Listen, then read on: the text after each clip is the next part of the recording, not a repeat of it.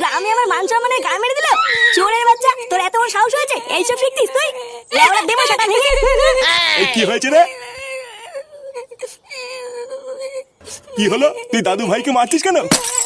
মারবো না তো কি করবো? পুজো করবো নাকি? কেন, দাদু ভাই কি করেছে? আবার জিজ্ঞাসা করছো কি করেছে? চোদ্দাটা কালকে হারান কাকার আম বাগানে নাকি বসে বসে বিড়ি খাচ্ছিল।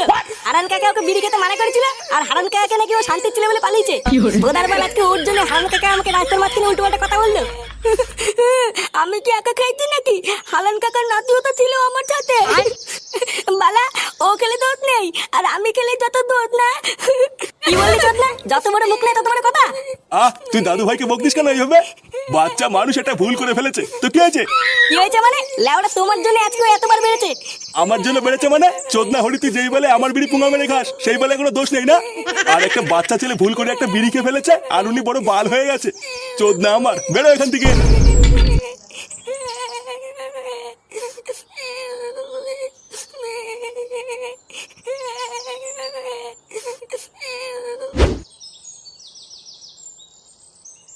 নে, এই চোদনার জন্য আর কতক্ষণ দাঁড়িয়ে থাকবো?